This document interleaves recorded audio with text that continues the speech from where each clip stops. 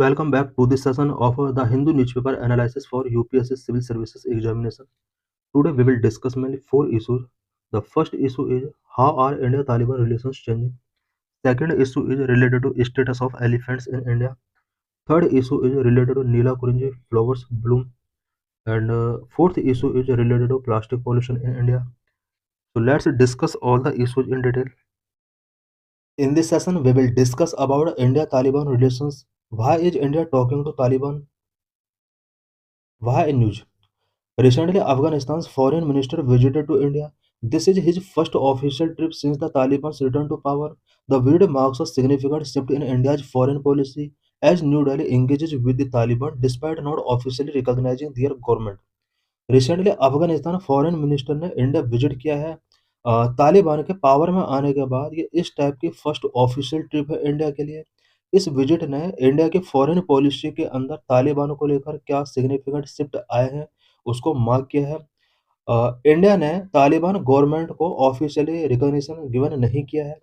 India should focus Taliban stand on women's right and governance. Taliban का women के rights and governance को लेकर क्या स्टेंस है, इंडिया को इस चीज़ पर भी फोकस करना होगा। India's early encounters with the Taliban are diplomatic dead end. India का तालिबान को लेकर अर्ली एनकाउंटर्स क्या रहे हैं। 1999 IC 814 hijacking. India's first significant engagement with the Taliban occurred during the 1999 IC 814 hijacking when the external affairs minister communicated with the Taliban foreign minister। India और तालिबान के बीच में first significant engagement 1999 में होता है, जिस टाइम पर IC 814 एरोप्लेन हाईजैक किया गया था। उस टाइम पर इंडिया के एक्सटर्नल अफेयर्स मिनिस्टर ने तालिबान फॉरेन मिनिस्टर के साथ कम्युनिकेट किया। However, India and the Taliban lacked real common grounds as the Taliban remained deeply influenced by the Pakistan, making any meaningful diplomatic connection difficult। 1999 time के during Taliban का Pakistan fully तरीके से support कर रहा था। इंडिया और तालिबान के बिटवीन कुछ डिप्लोमेटिक कनेक्शंस फॉर्म करने की कोशिश की गई, बट मीनिंगफुल डिप्लोमेटिक कनेक्शंस दोनों कंट्रीज के बिटवीन इस्टेब्लिश नहीं हो पाए। इंडियाज कोशिश engagement with the Taliban. Strategy of कोशिश एंगेजमेंट। इंडिया ने तालिबान को लेकर कोशिश एंगेजमेंट पॉलिसी फॉलो की है। After the Taliban captured Kabul in 2021, India adopted a strategy of कोशिश engagement, choosing incremental diplomatic contact without granting formal recognition to the regime। 2021 में अफगानिस्तान पर तालिबान का रूल इस्टेब्लिश होने के बाद इंडिया ने तालिबान के साथ कोशिश एंगेजमेंट की स्ट्रेटजी फॉलो की है।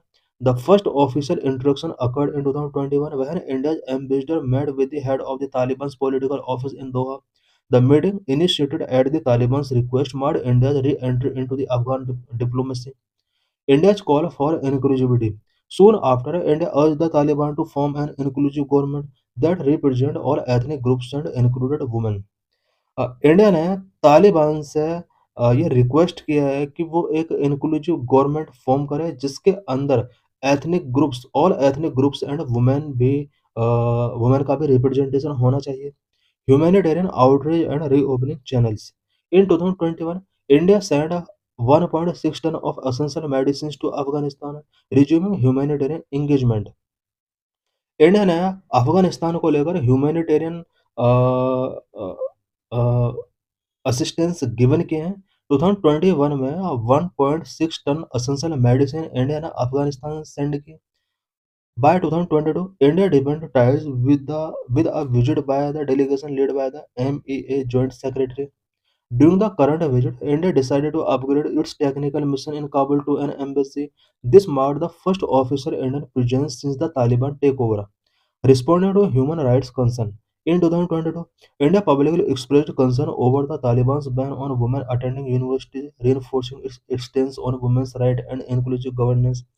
2022 में इंडिया ने तालिबान की वुमेन को लेकर जो पॉलिसी रही है उसको लेकर कंसर्न पब्लिकली रेज किया, बिकॉज तालिबान ने वुमेन का यूनिवर्सिटीज में अटेंडिंग कराना बैन किया। साथ ही वुमेन का राइट एंड इंक्लूसिव गवर्नेंस से रिलेटेड इंस्टेंस जो भी रहा है तालिबान का, और उसको लेकर अपने कंसर्न रेज किए हैं। By the end of 2023, tensions resurfaced as the Afghan embassy in New Delhi ceased operations, citing a lack of support. 2023 के एंड में इंडिया और अफगानिस्तान के बिटवीन टेंशंस फिर से रेज होते हैं, बिकॉज न्यू दिल्ली में अफगान एम्बेसी ने ऑपरेशंस यहाँ पर सीज कर दिए, और इसके लिए इंडियन गवर्नमेंट पर उसने कुछ एलिगेशंस पुट किए कि इंडियन गवर्नमेंट तालिबान एम्बेसी का सपोर्ट नहीं कर रही है। Evolving regional diplomacy 2024-2025. In January 2025, Taliban foreign minister hosted diplomats from 11 regional countries, including India, advocating a region-centric narrative for constructive engagement. The Taliban government condemned the Pahalgam terror attack, aligning with India's counter-terrorism concern, a subtle sign of growing diplomatic coordination. Taliban government ने Pahalgam terror attack का भी condemn किया, और जो भी counter terrorism initiatives हैं या concern है, तालिबान ने इंडिया का सपोर्ट किया है। Why India is choosing to engage with the Taliban now? Present में इंडिया तालिबान के साथ एंगेजमेंट को क्यों चूज कर रहा है? Taliban leaders have consistently praised India developmental role in Afghanistan, contrasting it with the selfish motives of the US. Taliban leaders ने हमेशा ये कहा है कि इंडिया ने अफगानिस्तान के डेवलपमेंटल एक्ट्स में ऑलवेज सपोर्ट किया है, जबकि यूएस का जो स्टैंड रहा है अफगानिस्तान को लेकर वो सेल्फिश मोटिव्स रहा है। To so that Taliban is eager to engagement and seek India's assistance to rebuild Afghanistan infrastructure and economy. ये यहाँ पर गलत यहाँ पर टाइप हो गया, ये दिस होगा यहाँ पे, this so that Taliban is eager to engagement and seek India assistance. ये इंसिडेंट शो कर रहा है कि तालिबान इंडिया के साथ एंगेजमेंट करना चाहता है, और तालिबान इंडिया के साथ एवरी स्फेयर पर वर्क करना चाहता है। Balancing diplomacy with principles. India's outreach comes with moral and diplomatic dilemmas. While engagement aligned with the strategic and security interests, it raises questions about India's stance on Taliban's regressive policies, especially regarding women's rights and freedoms. India के तालिबान के साथ जो भी engagement है ये strategic and security interest को लेकर है, बट तालिबान का वुमेन को लेकर जो रिग्रेसिव पॉलिसीज रही हैं उससे रिलेटेड क्वेश्चंस इंडिया के बिफोर रेज होते हैं। A changed geopolitical landscape, the regional power matrix has shifted dramatically since the Taliban's last rule. Pakistan, once the Taliban's key supporter, is not now a key partner. Iran is weakened by internal and economic challenges. Russia is embroiled in war. The US under Donald Trump 2.0 has adopted a non-committed approach. Meanwhile, China has deepened its influence, becoming the first major power to exchange ambassadors with the Taliban. This evolving scenario has opened strategic space for India, pushing India to recalibrate its Afghanistan policy. कुछ scenario यहाँ पर evolve हुआ है जिसने India के लिए तालिबान को लेकर कुछ स्ट्रेटेजिक स्पेस ओपन किया है, और अफ़गानिस्तान के प्रति इंडिया ने कुछ अपना जो फॉरेन पॉलिसी है वो चेंज किया है। वो क्या-क्या सिनेरियो हैं, सच एज़ तालिबान का जो इससे पहले रूल था 1900 90s में, उस टाइम पर जो रीजनल पावर मैट्रिक्स था वो कुछ और था, आज कुछ और है। उस टाइम पर पाकिस्तान तालिबान का सपोर्टर था, बट आज नहीं है। प्रेजेंट में Iran internally and economically weak हो चुका है। रसिया वॉर में एम्ब्रोइडर्ड है। US Donald Trump 2.0 region non committed approach follow कर रहा है, एंड चाइना अभी भी अफगानिस्तान के अंदर अपना इन्फ्लुएंस डीप कर रहा है, बिकॉज चाइना ऐसा फर्स्ट कंट्री था जिसने तालिबान के साथ अपने रिलेशंस को स्ट्रॉन्ग किया, एम्बेसडर्स यहाँ पर एक्सचेंज करके। Strategic imperatives for India, India Taliban relations को स्ट्रॉन्ग करने का स्ट्रेटेजिक इम्पेरेटिव्स क्या-क्या हो सकते हैं? India fears that a non-engagement would erode its decade-long investment in infrastructure, education, and connectivity projects and diminish its regional security leverage. India को सबसे बड़ा फियर ये है कि अगर तालिबान के साथ एंगेज नहीं होता है, अफ़गानिस्तान के अंदर इसके जो भी इंफ्रास्ट्रक्चर, एजुकेशन, कनेक्टिविटी प्रोजेक्ट चल रहे हैं, वो सभी उन पर जो भी इन्वेस्टमेंट किया गया है, वो सभी इरोड हो सकते हैं। साथ ही रीजनल सिक्योरिटी लिवरेजेस डिमिनिश हो सकते हैं। Given Afghanistan's proximity and potential to influence India's internal security and trade routes, maintaining direct communication with Kabul has becomes essential. Afghanistan के इंडिया के साथ प्रॉक्सिमिटी एंड इंडिया के इंटरनल सिक्योरिटी एंड ट्रेड के लिए अफ़गानिस्तान का इम्पोर्टेंस ये सब रीज़न है जिसने काबुल के साथ इंडिया के डायरेक्ट कम्युनिकेशन के लिए नेसेसरी यहाँ पर शो किया। Unlike in the 1990s, the Taliban now face no internal political opposition within Afghanistan. 1990s से डिफरेंट प्रेजेंट में तालिबान अफगानिस्तान के अंदर पीपल का ओपोजिशन फेस नहीं कर रहा है। The Pakistan factor in India Taliban relations, India Taliban relations में पाकिस्तान फैक्टर क्या है? The deteriorating relationship between the Taliban and the Pakistan has created new opportunities for India's engagement with Kabul. Present में तालिबान और पाकिस्तान के रिलेशनशिप डिटोरेट हो रहे हैं।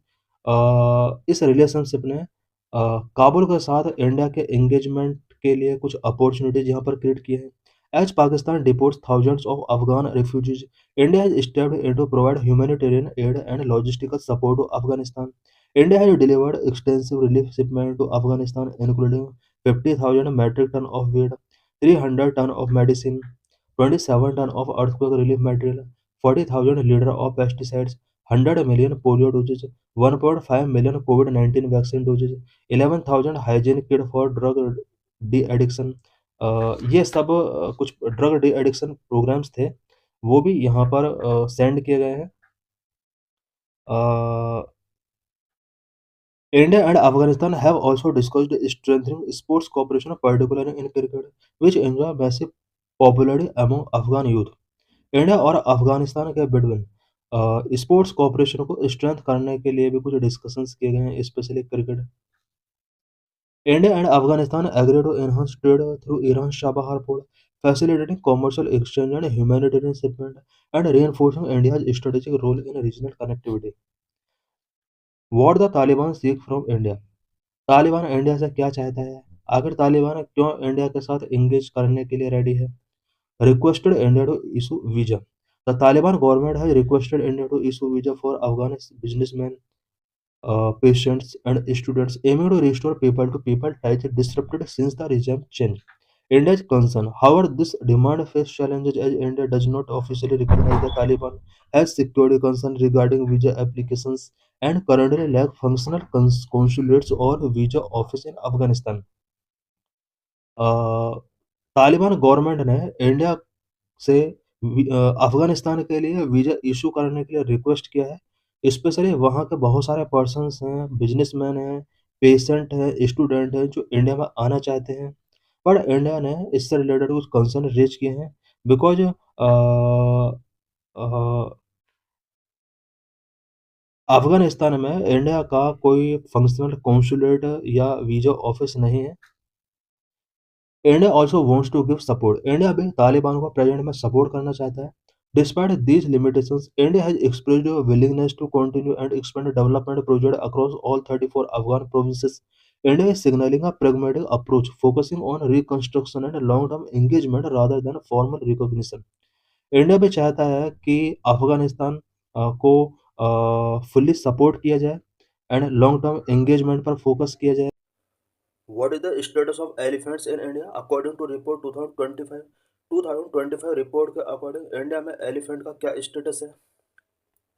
भाई news, India's first ever nationwide DNA-based census of wild elephants has revealed a 25% decline in the country's elephant population over the past 8 years. India में पहली बार wild elephants का डीएनए बेस्ड सेंसस किया गया है। इस सेंसस के अकॉर्डिंग इंडिया में last 8 years में एलिफेंट की पॉपुलेशन में अबाउट 25% का डिक्लाइन हुआ है। It highlighting growing thread from habitat loss, fragmentation and human elephant conflicts.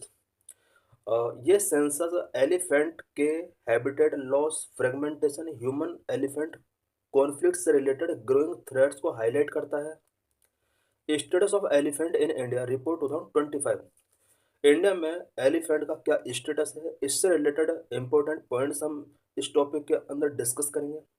The report title status of elephants in India, DNA based synchronous all India population estimation of elephants, SAIEE 2021-2025 estimated about 22,446 elephant compared to 29,964 in 2017। ये जो report आया है 2025 का, इसका जो title है वो mainly status of elephant in India, DNA with synchronous all India population estimation of elephant, ये इसका टाइटल है।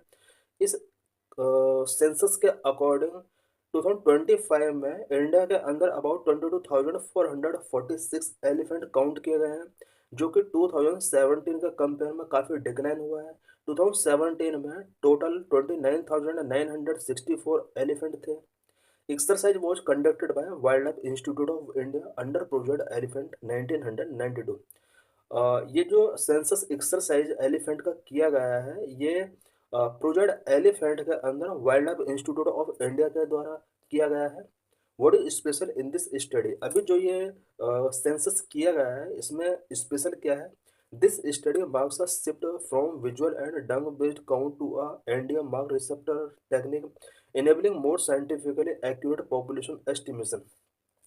इससे पहले जितने भी सेंसस किए जाते थे एलिफेंट के, उसके लिए visual and dung based count किया जाता था।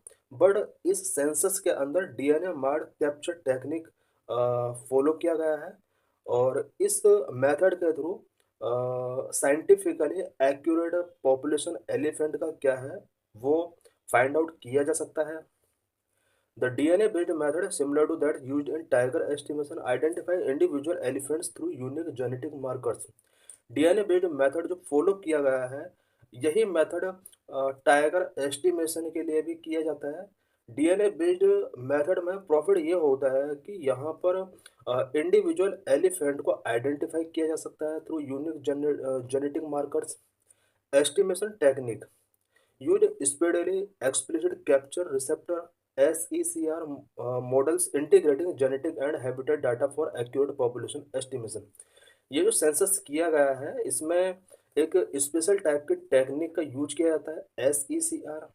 Regional distribution of elephant, India में एलिफेंट का रीजनल डिस्ट्रीब्यूशन क्या है? कर्नाटक 6013, आसाम 4159, तमिलनाडु 3136, केरला 2785, उत्तराखंड 1792, ओडिशा 912। रीजनल ट्रेंड्स हम देख सकते हैं कि किस स्टेट के अंदर कितना पॉपुलेशन है एलिफेंट का। सबसे ज़्यादा पॉपुलेशन कर्नाटक के अंदर है, सेकंड नंबर पर आसाम के अंदर है, third number Tamil Nadu. Regional trends, western Ghat 11,934 elephant down from 14,587, north eastern hill Brahmaputra plain 6,559, central Indian highland and eastern Ghat 1,891, Shivalik Gangetic plain 2,062। हम देख सकते हैं कि ज़्यादातर रीजन के अंदर एलिफेंट का पॉपुलेशन डिक्लाइन हुआ है। की मेजर कंसर्न, एलिफेंट का जो सेंसस किया गया है, इस सेंसस में मेजर कंसर्न क्या क्या फाइंड आउट किए गए हैं? Habitat fragmentation, expansion of coffee and tea plantations, for farmland fencing and infrastructure projects all are fragmenting elephant habitat, especially in the western Ghat. Elephant का हैबिटेट लॉस हो रहा है because coffee and tea plantation का expansion हो रहा है, farmland fencing किया जा रहा है, इंफ्रास्ट्रक्चर प्रोजेक्ट्स पर वर्क किया जा रहा है। यही वजह है कि एलिफेंट हैबिटेट फ्रेगमेंट हो रहे हैं in western Ghat. Human elephant conflict highest in Assam and central India, human elephant conflict Assam and central India में सबसे हाई शो हुए हैं। Central India with less than 10% of elephants account for 45% of human death caused by the elephants। Central India में elephant का number generally कम है, but human का जो death हुआ है एलिफेंट की वजह से वो सबसे ज़्यादा, it means about 45% death central India में हुआ है। पॉजिटिव डेवलपमेंट क्या रहे हैं इस सेंसस के according? Poaching incident have declined but habitat degradation remains the major threat. Poaching incident इस सेंसस के अकॉर्डिंग डिक्लाइन हुए हैं, बट हैबिटेट डिग्रेडेशन अभी भी एक मेजर थ्रेट बना हुआ है एलिफेंट के लिए। प्रोजेक्ट एलिफेंट क्या है? Project elephant was launched in 1992 by the ministry of environment and forest. India में 1992 में ministry of environment and forest के द्वारा प्रोजेक्ट एलिफेंट लॉन्च किया गया, aimed at supporting states to managing their wild Asian elephant population through financial and technical assistance. Project elephant का जो main objective है वो सभी स्टेट के लिए वाइल्ड एशियन एलिफेंट के पॉपुलेशन को मैनेज करना इसका मेन एम था, और इसके लिए फाइनेंशियल एंड टेक्निकल असिस्टेंट का यूज करके वो एशियन एलिफेंट का नंबर को इंक्रीज कर सकते हैं। अबाउट एशियन एलिफेंट से रिलेटेड कुछ इंपॉर्टेंट पॉइंट्स क्या है? India have largest and most stable population of Asian elephant. India के पास एशियन एलिफेंट का लार्जेस्ट नंबर है, मोस्ट स्टेबल पॉपुलेशन यहीं पर है। About over 60% of all wild Asian elephant living in India. All wild Asian elephant का 60% India के अंदर living कर रही है। India have 31 elephant reserves including recent additions like Singphan elephant reserve in Nagaland, Dandeli elephant reserve in Karnataka, Lemru elephant reserve in Chhattisgarh. India के अंदर total 31 elephant reserve हैं। कुछ रिसेंटली रिजर्व इस्टेब्लिश किए गए हैं, सच एज नागालैंड में सिंगफॉन एलिफेंट रिजर्व, कर्नाटक में डांडेलिक एलिफेंट रिजर्व, छत्तीसगढ़ के अंदर लेमरू एलिफेंट रिजर्व, ये सभी रिसेंटली इस्टेब्लिश किए गए हैं। Now the total expansion area is 76,508 square kilometer of elephant reserves spread across 14 states in India. Present में एलिफेंट के लिए जो रिजर्व मेकिंग किए गए हैं, टोटल एक्सपेंशन 76,508 स्क्वायर किलोमीटर में इसका एक्सपेंशन है। अबाउट 14 स्टेट इंडिया के हैं जहां पर ये रिजर्व इस्टेब्लिश है, स्प्रेड है। Species of Asian elephant, Asian elephant की कौन कौन सी स्पीसीज हैं? Asian elephant are categorize into 3 subspecies: Indian subspecies, Sumatra subspecies, Sri Lankan sub species.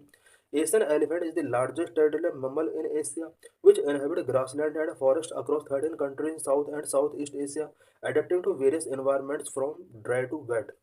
Compared to African savanna elephant, Asian elephant herds are smaller in size. African savanna elephant के साथ अगर compare किया जाए, Asian elephant herds size में smaller होते हैं। Throughout Asia elephants have significant cultural importance and have also a long history to close association with human, evolving into symbolic figures in various cultures. पूरे Asia के अंदर elephants cultural importance रखते हैं and human के साथ इनके association का long history रहा है। Protection status of Asian elephant, Asian elephant को क्या क्या प्रोटेक्शन गिवन किए गए? वाइल्ड लाइफ प्रोटेक्शन एट 1972 के शेड्यूल 1 में इन्हें ऐड किया गया है। IUCN red list endangered category में इसको रखा गया है।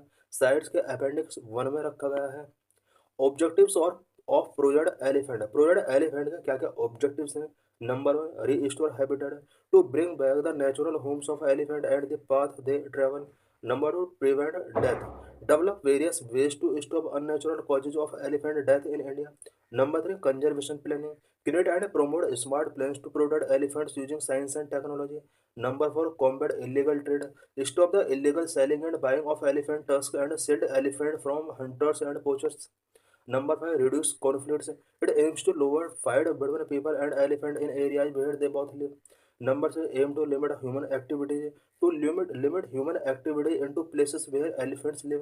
Number 7, support studies and research, encourage studies and research on elephant production and spread awareness about them. Number 8, to boost healthcare, make sure domestic elephant get to right care to stay healthy and to help them breed properly. Number 9, to boost community development, help communities living near elephant to cooperate in the ways that is good for both human and elephants. In this session, we will discuss about Neelakunji flower, which blooms once in 12 years. Recently, IUCN added this flower in a red list. Why in news? Nila Kurunji is a purplish flowering shrub which blooms once in 12 years, has been included on the IUCN Red List of Threatened Species. Neela Kurinji which is also known as Strobilanthes kunthiana, ये एक purplish flowering shrub है। 12 years में one time Bloom होता है। IUCN red list में इसको add किया गया है, स्पेशली थ्रेटन्ड स्पीसीज इसको डिक्लेयर किया गया है।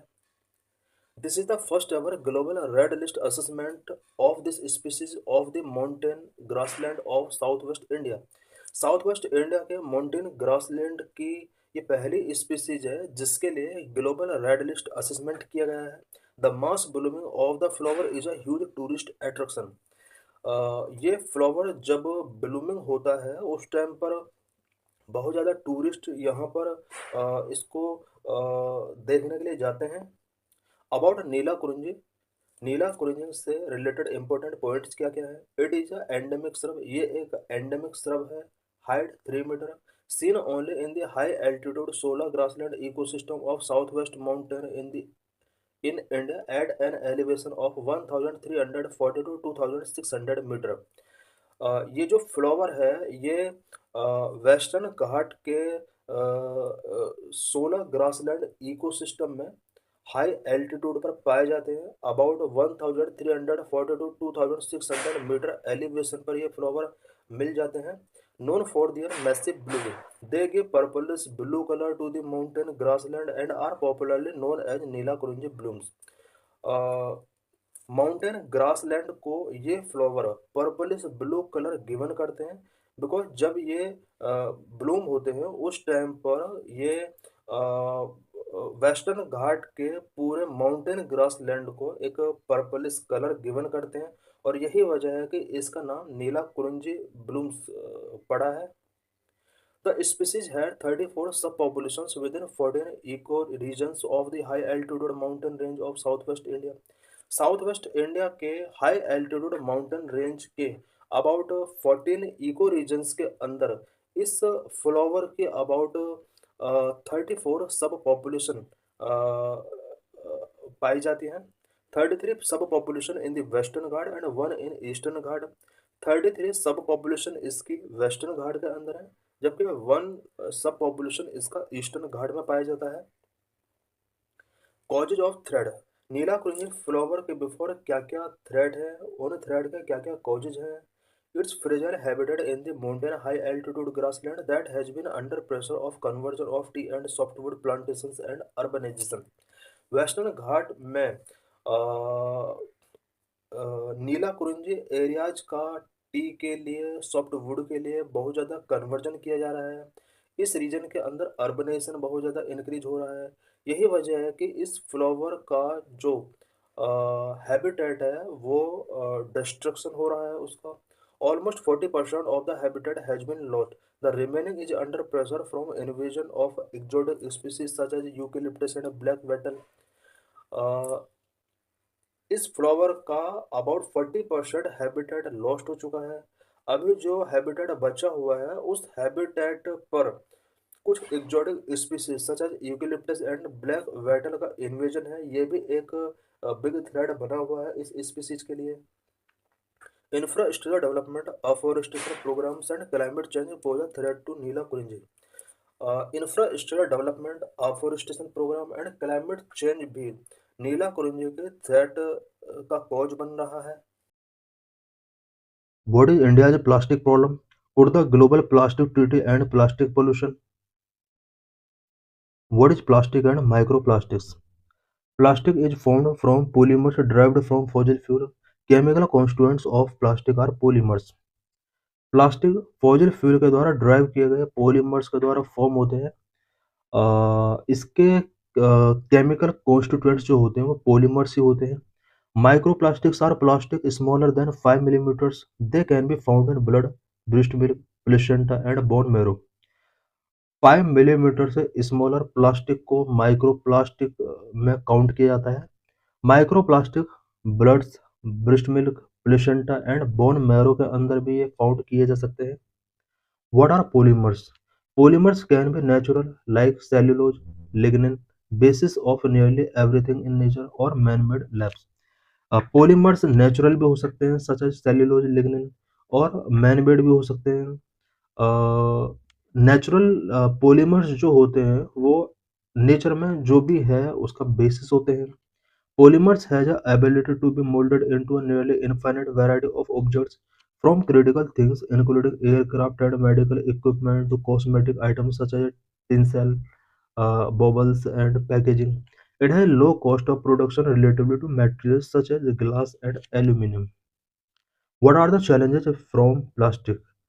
प्लास्टिक से सोसाइटी के बिफोर क्या-क्या चैलेंजेस हैं? Plastic are mixtures of monomers, polymers, and chemical additives. Plastics monomers, polymers, and chemical additives का mixture होते हैं. There are more than 16,000 chemicals used or present in plastic material and product.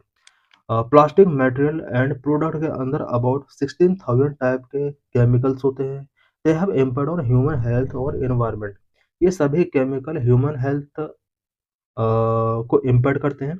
These chemicals are indestructible. They can harm living organisms in rivers, oceans, land, and ultimately inside people. Status of plastic production and pollution. Plastic production and pollution से related क्या status है? Global annual plastic production doubled from 234 million ton in 2000 to 460 million ton in 2019। 2019 में global plastic production annually जो रहा है वो 234 million ton रहा है। 2019 में ये 460 मिलियन टन तक पहुंच चुका है। Plastic waste increase from 156 MT in 2000 to 353 million ton in 2019। Plastic waste भी इन 19 ईयर्स में काफ़ी इंक्रीज हुआ है। 2000 में जहां 156 million ton plastic waste generate हुआ करता था, वहीं 2019 में ये 353 मिलियन टन जनरेट हो रहा है। If no changes are made, production might triple by 2060। Plastic emissions are highest in southern Asian, sub-Saharan African and Southeast Asian countries. South Asian countries, sub Saharan African and South East Asian countries के अंदर plastic emissions highest है। Estimated plastic produced by various countries per year, India emit around 9.3 million tonne, Nigeria 3.5 million tonne, Indonesia 3.4 million tonne, China 2.8 million tonne. High income countries have higher plastic waste generation rate, but none are ranked in the top 90 polluters, mostly due to 100% collection coverage and controlled disposal. What are various reasons for mismanagement of plastic in India? India में plastic के mismanagement से related various reasons क्या-क्या है? India has emerged as one of the world's largest plastic polluter for several reasons. Number one, there is a large and increasing population which is becoming more affluent. More population generate more waste, and the country has not proper waste management services.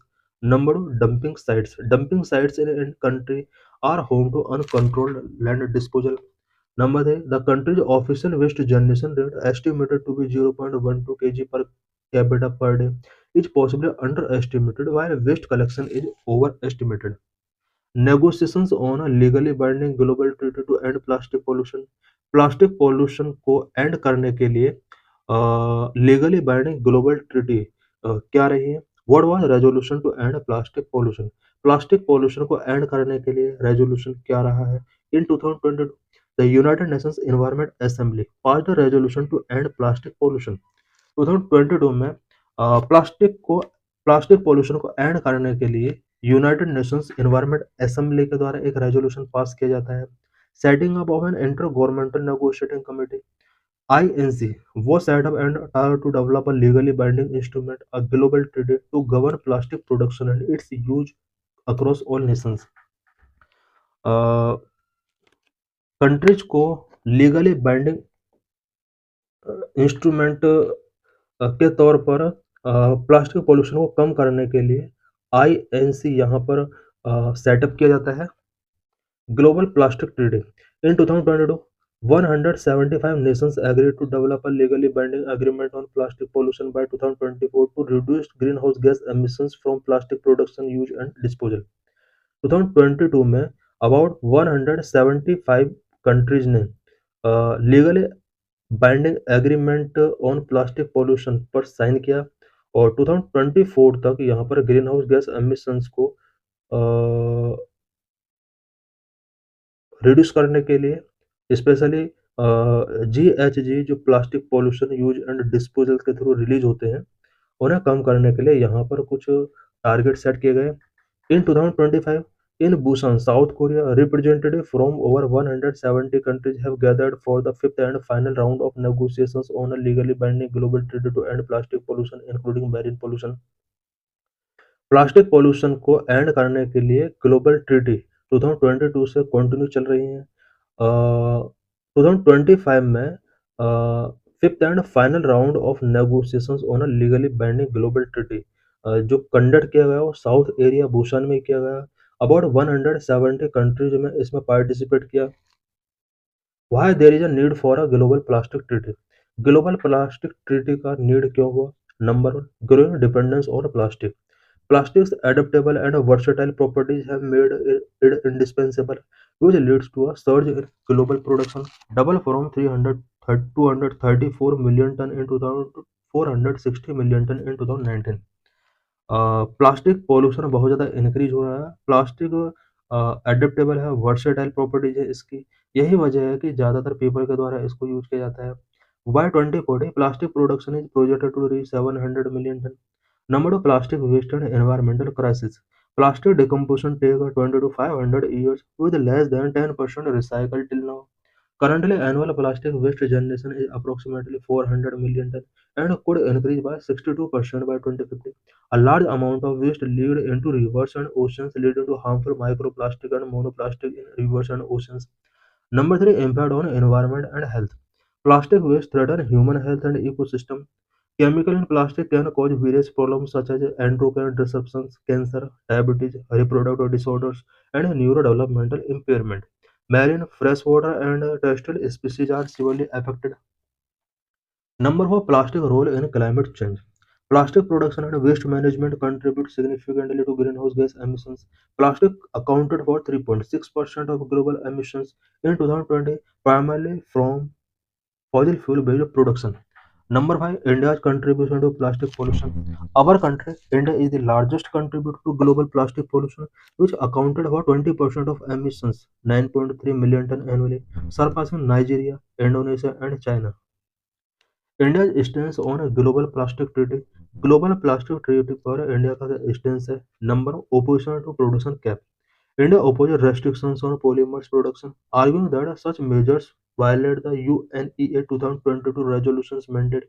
India ने polymers production के restriction को oppose किया है। Number two, focus on financial and technical assistance. India advocates for technology transfer, financial aid and technical support to be part of the treaty's core provision. Number three, regulation of harmful chemicals. Regulation of harmful chemicals in plastic production should be based on scientific studies and regulated domestically. Number four, approach to plastic phase out. In 2022, while India banned 19 categories of single-use plastics, it emphasized that any phase out in the treaty should be pragmatic and driven by nation circumstances. In 2022, India brought plastic waste management amendment rules, which banned 19 categories of single-use plastics. Number five, safe waste management mechanism. India demands for a mechanism to assess infrastructure needs, financial requirement, and predictable funding for scientific and safe waste management. So thanks for